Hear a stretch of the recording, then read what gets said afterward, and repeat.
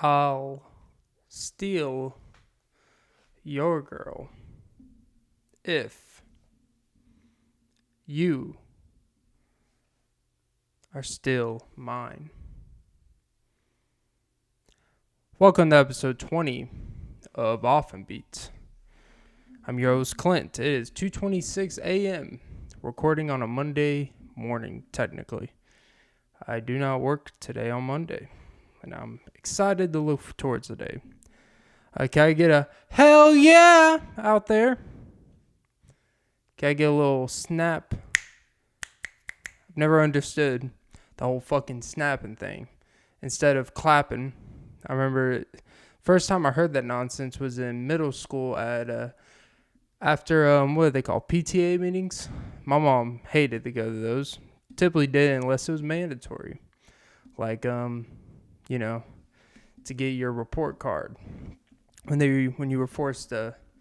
Never understood that ideology or idea, the thought process where after every semester, after every half of the school year, no matter if you're doing good or not, your parents are required to go out of their way, get off of work early, leave in the middle of their duties of the day while you're at school, and they're like, oh, please come in and let me, as a teacher, waste 15 to 20 minutes or 30 minutes of your time, if your kid's an imbecile, of why your kid sucks or is amazing when you could have just done this over the fucking phone. If he's doing good, I'll see the grades. If he's not, I'll see the grades. Either way, you're really degrading my time as a parent. The chances are most parents have more than one kid, according to the studies. Not many people in the 7th grade don't have a brother or sister. Typically, that's not how these things work. But it's just fucking inconsiderate, especially if it's a fucking public school. If it's a private school and the parent, if my kid's in a private school and I'm paying $4,000 each semester for my kid to be an average student, you damn right, you better schedule fucking appointments with me. And I'll do whatever I can to make sure he passes that class, if you get my drift. Sorry, future wife. Kids got to get through school. My kid's education is more important than your, loyalty and your vows. And because I vowed to make our kid better than us. And sometimes you got to supplement some new learnings to the teacher. It's like, you know what? I would rather take the hit for our family. I'd rather the teacher inappropriately touch me as a 34-year-old father than inappropriately touch our kid. You don't want none of that shit now, do you? Didn't think so. See? I'm a great dad. Consider it. But yeah, if my kid's in a fucking private school, you damn right. I'm going to fucking wonder why the hell he's got an 88. Why is it 12 points off? Is he not studying hard enough? This and that. Give me the answers. I'm paying $4,000 a fucking semester. But public schools, go fuck yourself. You're funded by our tax money. Which is kind of, people say what they want. One benefit you could say of a public school system is the fact that your kid goes literally to school for free. It's basically daycare. Even if they don't do shit with the education, it's free daycare for you. You have 18 years where you don't have to worry from anything from like 7 a.m. to 4 p.m. Then, if you go get them in sports, 6 o'clock. But then, probably not going to have the bus to take them home, so you're going to have to go fucking pick them up. Yeah, you might have to make one little trip 1.5 miles down the road. Such an inconvenience. Just for them to come home and you have some dry chicken with some asparagus. And then you wonder why their pee doesn't smell very blissful. Doesn't exactly smell like a Yankee candle in the bathroom a lot of times. You're going to light a match, but the only fire you're starting is you're putting him behind on his grades. But whatever. But you know what? If I gotta fuck my son's teacher from the past, no shame about it. Sorry, wife. I care about our family. I care about our family's future. And sometimes the future is literally in my hands. And that future is Miss Shebler's ass cheeks. Yes. Her ass cheeks are in my hands. As I'm creating a cloud of dust back there. Because sometimes when I'm back there, I like to bite the dust. Even though dust is not very good for your breathing. And as a person with asthma, I should be mindful of that. But don't worry. I'll bring my Swiffer pad and make sure it's good to go, because I am her number one fan in this instance. Can't believe I've talked for 3 minutes about fucking my future son's teacher, 7th grade teacher, public school teacher. She's probably married, but you know what? We all know that don't mean anything these days. So, anyways, I'll do anything for my child. Can you say the same? Only time will tell. Like clock on the wall. But I want to counter that sometimes, but I don't know if I can counter that. I was actually... So I have these JLab earbuds I use when I work out, even though I don't really work out as much as I should, but whatever. I put in my ears, listen to stuff, Spotify, hence my podcast. Listen to YouTube, hence my podcast on YouTube. Plug, easy plug. You can pull the plug, but I'll still charge you. Wow, talk about a death wish. If you pull my plug and think you're going to kill me, bitch, you got another motherfucker coming. I'll be the male version of succubus. Look it up, kids. But what was I saying? Oh, fuck! Already happened. Oh, yeah. So my earbuds. Sometimes, they get a little oily deep in there. It's not good. I clean my ears, shower, blah, blah, blah. Don't need to go into my hygiene regimen. But you know what? I try to keep the scope in there. Try to keep it cleansed. But you know what, man? You can't prevent it. Wax, little ear oil wax. It's going to happen, man. It is. It's as the equivalent of wax in your ear is like shit coming out of your ass. The wax is the shit. The ear is the ass. Follow me. I'm going somewhere with this. So, is it just as egregious? We'll just say as a male, as a man. Is it just as egregious if you're a girl out there? Comment below. Or send me a DM to let me know how egregious it is. Is it more egregious to have oil and wax on your earbud, like, your little earphones? Is it worse to see oil and little wax things in those fuckers? Or, the age-old question, is it worse to see brown streaks in the draws? Now, I have addressed the brown streaks in the draws things on a previous episode. But I'm just trying to make a comparison here. Is it just as bad? Because when I looked at it, I pulled out my ear. I remember actually like a month ago, one of the things got stuck in my ear. I thought I'd have to go to the ear doctor. But luckily I went to my mom's house. Got a little, what are those called? Like pincher things. And was able to pull it out. And it was a clean glide. And it was like the wax museum. Never been, but I could only imagine. It's a lot of, bet it's an earful in there.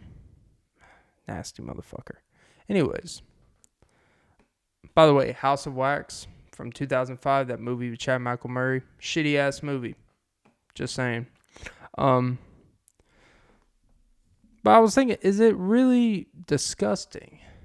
Or is it normal? Is it normal for these things to happen? If I'm sweaty, if I'm running on the treadmill for 40 minutes, of course, they're going to get a little sweaty there. That's fine. How do you really clean it? Because if you use like if you lose like a Lysol wipe to clean the thing, and then you stick them back in your ear, I mean, you get an ear infection. But you don't want to put back oily things back in your ear or sweat things. Is it just as bad as reusing underwear? Now, let me clarify. Never reuse underwear once it gets a little brown. Really, you shouldn't in general.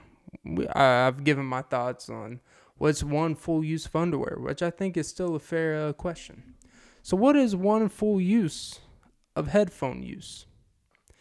Is it you could keep them in as long, even if they get sweaty and stuff, as long as you keep them in and don't take it out and, glide it in and out like a glizzy, then you're in the clear. Or the second you take those motherfuckers out, you can't put them back in. Once you see what it looks like, you can't do it. Because you can't blame negligence. You can't blame naivety. You can't blame ignorance. At that point, you were just a disgusting fuck. You are a disgusting fuck. Now, is wax as egregious as shit? I don't think so. We just go by the smell, the look.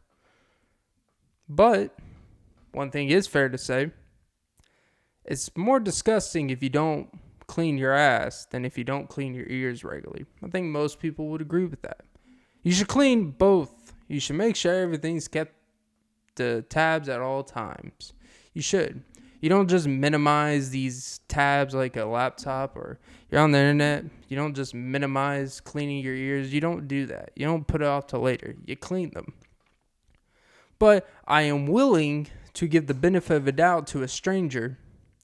If I see a little ear wax hanging out of their ear, then if I see a little chocolate nougat raisinets dripping down their left calf, where it looks like a melted hot chocolate. I've seen that sight in a public before. Not the funnest of sights. Rest in peace, by the toiletry by the Kmart back in 2012. Seems about the right time. Kmart's don't really exist anymore. But hey, fuck me. But yeah, what's more egregious? Not taking care of your earwax, or not wiping your ass correctly? My conclusion for today: wipe your asses. Clean your ears so I don't have to hear your shit. See what I did there? If you're watching this, you can see my face when I say that. But if you're listening to audio, just know that was a nice pun there. I'm not going to explain it, because if I have to explain it, then, I should stop doing this. All right. What do we have on the agenda today? Remember when they used to I don't know, maybe it was just where I fucking went. Speaking of public schools, only public schools would make you do dumb shit like this. Where they used to give you an agenda book, a daily agenda, and you were supposed to write down your homework assignments and everything you kind of did in class, but not really. But you write your agenda stuff, you write notes, your teacher write notes in there, and each day you have to have your parents sign that shit. So they can see if if you got in trouble that day, right? And you had to go home and get your little agenda signed if you were talking too much in class. So you have to go home, your mom sign it off, even though she's probably like, why? Or if you have homework, you're supposed to fucking do homework. You have to have your parents sign it to make sure they know you had homework.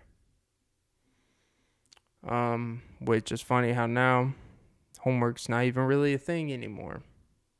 Because Seems like less and less kids actually have a home to go to. So I think public schools really, staying with the times. Can't give out homework if some of our kids don't even go home. Doesn't really work out that way, as you can tell. Don't mean to project my view on that. But, that's why they took projectors out of school. I don't even know what the fuck they use now. Haven't been in a classroom like that in a long time. But when you realize when you get out of these classrooms is that the learning is just beginning. I really think you learn so much more outside of the classroom than in the classroom. Whoa, Clint, look at you. Really reinventing the pendulum swing. But there's a lot of things you learn in school that seems to actually harm you in the long run. Like critical thinking. We had like times where we had to critically think, but it wasn't really pressed on us. And when you realize when you get out here and, alright, gotta just say this. I used to fucking hate when people say, wait until you get to the real world. It's like, nah. I guess I've just been living in this dream of a fantasy, wasting 9 hours a day, sitting in a box classroom with no cupboard on a desk that says penis with 3 exclamation marks. Someone shooting balls out of a canyon signaling ball sacks and penis. But that's the seat I fantasize of being 8 hours a day. So I guess I haven't been living the real world all along. But you know what? Fuck me, right? What the fuck do I know? But it's funny how as younger, you're always taught from the teachers and stuff. You won't last in the real world. And I don't know what they mean by that. I don't know what quote unquote lasting really means. Do they literally mean that like within 10 years you won't be alive? Do they literally mean like you won't be able to financially support yourself? Do they mean that you won't be able to actually find your purpose? Like what the fuck does that mean? You won't survive in the real world. I understand it's a scare tactic to get kids to be able to, push themselves, and it's a fear thing to push kids to do better. I do think that has a good purpose. But I really think when teachers say that shit, when I look back, a lot of teachers that would say that shit, I feel like they say that shit because they haven't dealt with their shit and they haven't even figured out the real world yet. I feel like they've accepted the world at their hands. They've accepted the world from their feet because they haven't been able to step up to their own expectations. It's like the old saying, those who can't do, teach. But I don't necessarily believe in that. I do think there are teachers that can literally do with, whatever field there is at a higher level. But there may be something about teaching young minds that really, gives them some pumped up kicks and really want to shoot their shot in the classroom or something. But then a lot of these teachers really fucking hate children. I think it's something like it sounds good in theory, like to be a teacher. But I haven't really met many teachers that have done it long enough that are like thrilled. Like, I think a lot of them lose their enthusiasm probably like after 8 years when they realize that not everyone has that most kids don't have the same desire to learn in the same subjects that they had this exceptional way of learning. Because most teachers had to be smart in something, I would assume. If you're teaching biology, I would assume you've struggled with yours. I would assume, I'm kidding there, but I would assume if you teach biology, you have a huge desire to learn every little intricacy of biology. And like if you teach psychology, you have a real obsession and understanding and teaching why the importance of human behavior is actually survival type of thing. Even if you do nothing past taking that psychology class. You know what? It's important for you to understand human behavior of more than just reward systems, positive reinforcement, all that bullshit. Not bullshit because it's true, but you know what I'm saying. The basic shit. It's very important to learn why human behavior is very important to survive in a workplace or any job you work at, so you don't lose your job type of shit. I remember it was the first psychology class I took in college. And one day we did this, she gave us this rating test. It's kind of like one of those, if you were to go online and do like a personality test in a sense, but it wasn't specifically for personality. It was your, what is it fucking called? It was your bias. It's like a bias test, right? So it was specifically focused on your tendencies, your racial tendencies, your racial bias in a sense.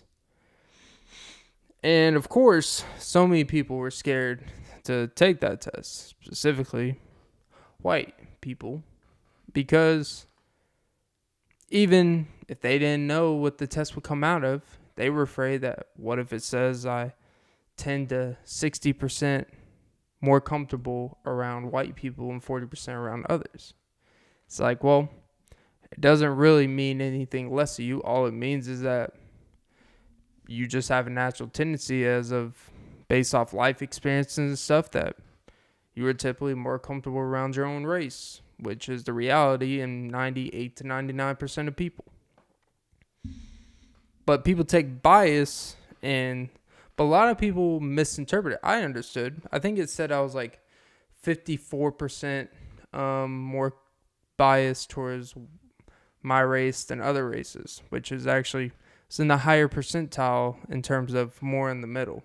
There were some people that were like 80% towards their own, and then some people that are like 30% that actually like leans towards they ideologically hate their race in a sense.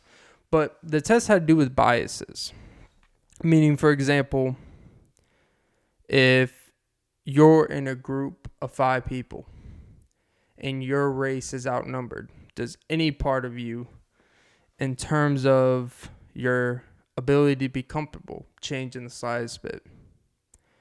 And in most cases, what the test would expose, even if it's something that it's not so blatant where as a person with self-awareness, even you wouldn't be aware of it. But people around you could be aware of little things you may do in one group of people compared if the roles were reversed in another group of people. You may just act the size. It could be simplest things of how long do you maintain eye contact with someone compared to another person in this situation. It's very subjective. It's actually it's not a very proven bias test in a sense. It hasn't really, even she admitted, this isn't something that you should take to the bank where it says a lot about you. But it is something. And the whole point, but a lot of people, instead of listening to what the biases of the test, the results were, when the teacher went around the room for everyone to display the percentage, a lot of people, when the percentage was higher than they would like to admit, they would always put caveats and be like, well, this isn't true, but like they got very defensive. And I would say at least 8 to 10 people out of this class of 28 people got defensive because their percentage it was a little high for their own bias towards specific outlook on people. And instead of understanding why their bias is the way it is, they got defensive, assuming that the bias was a negative in a sense. When it's like, no. If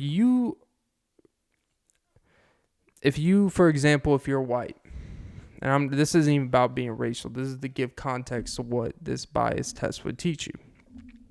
If you're white, you grow up in a household with a mom, a father, 2 brothers, and a sister. You're all the same race, you're all white, right? Let's say you grow up in a predominantly white neighborhood, right? Or a white area. Or you go to a school where it's not very diverse. It has nothing to do with you. It doesn't mean that you have made a specific choice to only be friends with white people. It doesn't mean that you've made a specific desire to discriminate against people who aren't white.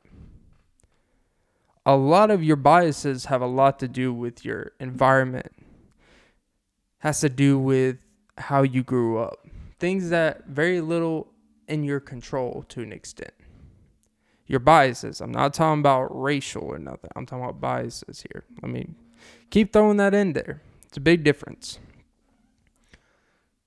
But I remember being in that class and just seeing how defensive people got to prove how quote unquote equal they are to everyone. How I look at everyone the same. It don't matter to me. Like it doesn't matter to me if you're purple, green, and they just start listing colors that no one is. So when you're making a point, you're listing colors that literally no one in the world is. It doesn't.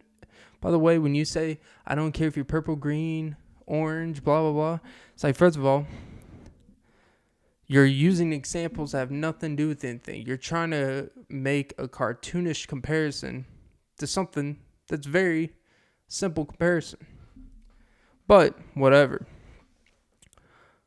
God, I'm pretty sure this is a drag of an episode, but whatever. I feel like this is actually a very important one, honestly, if you've made it this far. But I remember being in that classroom, and the thing that stuck out like a puckered thumb is how butthurt, ironically, everyone got because it didn't say they were 50%. They were 50%, which basically means you have no bias. Like, the fact that they couldn't even, like, the small percentages of unbiased, like, they felt like they were these perfect unbiased people, which everyone is biased in some ways. That's okay to admit. The problem is when you try to go overboard on your bias and actually live to the extent where you start believing extreme biases. And that's where shit gets a little, KKK-ish. But just watching everyone try to defend and say, oh, well, this test is bullshit. I've never said anything bad to any race. I've never said anything bad to anyone. I've never discriminated against anyone. And the teacher kept propounding, this isn't about race specifically. We're talking about biases. Everyone has bias. And people had a hard time grasping just a simple concept. That you have natural biases that you don't even understand. There's biases you have that you may not even realize, no matter how quote-unquote self-aware, spiritual healing, zebra, Libra, motherfucker you think you are. You have biases. You do. It's okay. It's okay. You may be more comfortable around certain things. You may naturally gravitate to other things than other things. That's okay. What's not okay is you getting so fucking ass played about it that you tried to say a test given by a teacher with 7 years of a degree given a test that she's given out for years and years. And now remember, here's where everyone who was getting defensive about the whole test thing, she said, you realize by everyone that got defensive with that test, You trying to fight the test, all it does exposes the insecurity that you know, that you feel that you are being attacked in some way. Because someone has attacked your quote unquote perfect image of yourself in a sense. Because someone has possibly even exposed that maybe there are things about yourself that you don't realize. And just by that alone, you make the test essentially like 6 or 7 times more accurate than if you would have just listened and just accepted the results. Because by trying to fight back the results so much, all you did was actually expose yourself even more. But yeah, point of all that is that sometimes just because you think you have fucking awareness on shit, some things about yourself you don't. Just be aware that you're not always aware of being self-aware, and be self-aware that you're not always self-aware of things that you shouldn't be self-aware about. I love it when I do that shit. Say the same words but have 8 different type of caveats and meanings in the same sentence. It's amazing what commas can do for you. I do separate my thoughts a lot, especially when they don't make sense. But our sponsor today is Life Water. You can get your pH balanced Life Water at your local Quick Trip. Or you can go online and type in the promo code OFTENBEATS. And you could get a full suck my dick.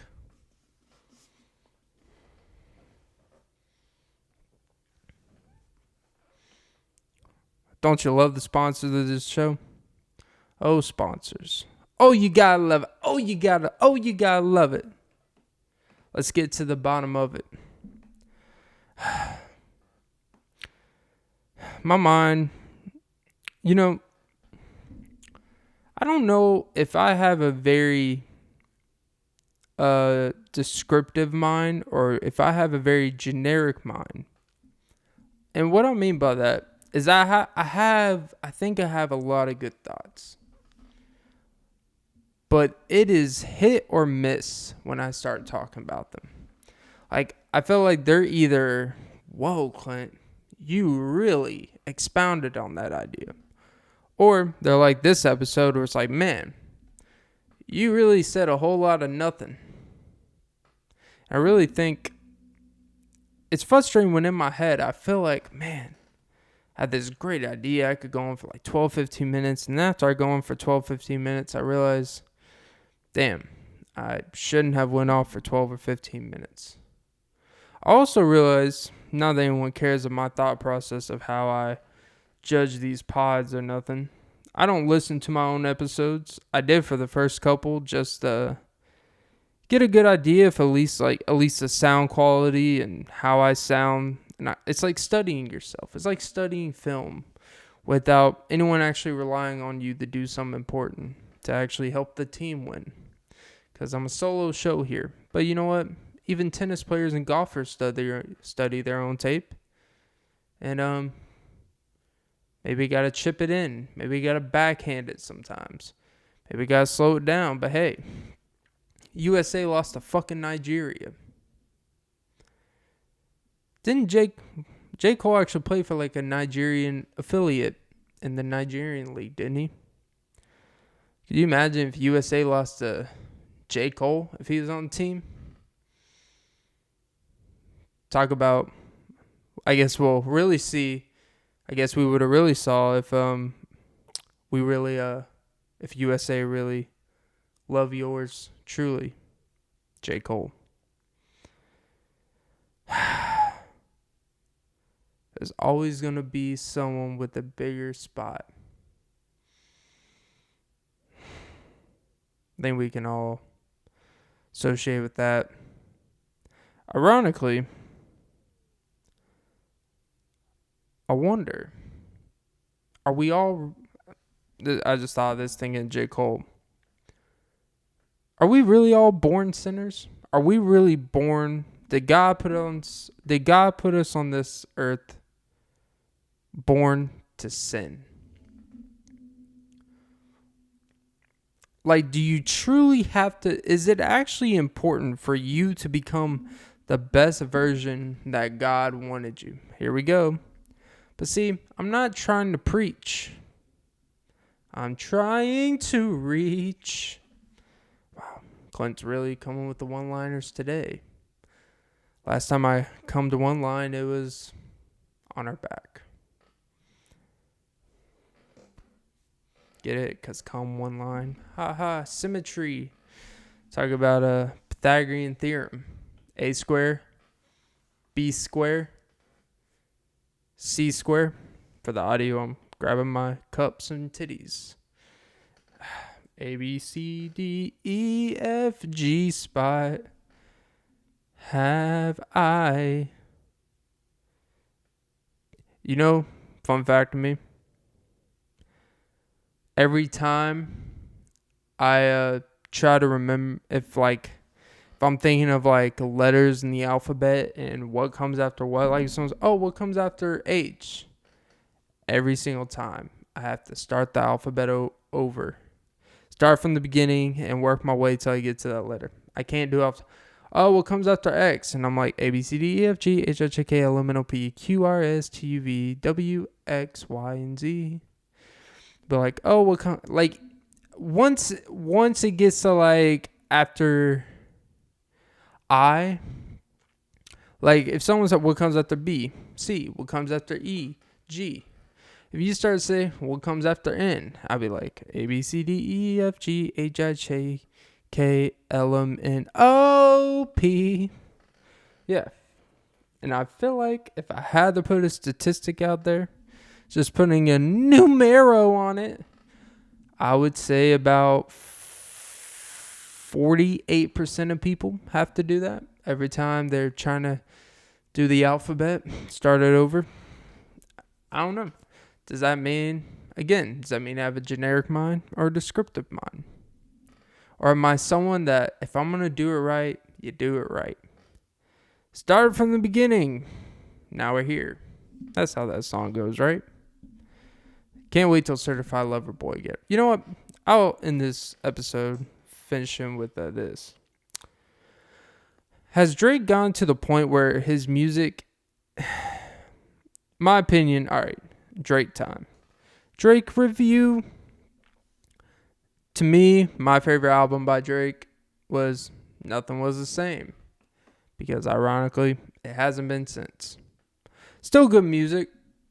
But to me, that's my favorite album. And I think in terms of full album, top to bottom, the whole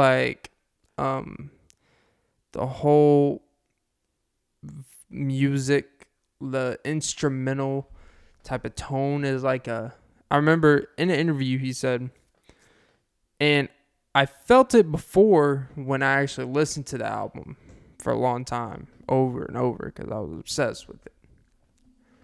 Then when he said it, what his whole vision for how he wanted that album to sound like, it made me even listen to the album different and loved it even more.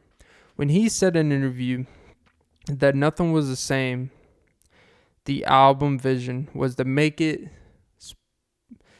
sound perfect for when you're driving late at nighttime, when you're driving 1, 2 a.m. Listen to the album at 1 or 2 a.m. on the weekend when you're doing some 2 or 3 hour commute, or when you're driving back from Florida from, getting your insides pounded on spring break. Yeah, he put the springs on you, and hopefully you didn't break character and actually say, I love you, when you don't. You love me. You love me. Take me down to the Panama City where the ass is green and the girls all titties. I like to be your favorite one, yeah. Take me down to the Paradise City where the grass is green and the girls have titties. I like to be your favorite one. But yeah, shout out to Axl Rose. Slashing through people's hearts because he couldn't make a workout with Slash. But hey, but yeah, I'm excited for Certified Lover Boy, right? I think he's gonna try to recapture a little bit of the Nothing Was the Same aura, and I feel like it's gonna be a combination of Nothing Was the Same. I think he's gonna get back into that kind of like From Time song back. He's gonna have one of those type of songs where it's just a beautiful instrumental, and he does his like rap, and he's just like rap talking shit. But he's also gonna have that boss shit where he's just reminding you, I'm fucking Drake now. I'm not the same guy that got his heart broken by Rihanna 4 times.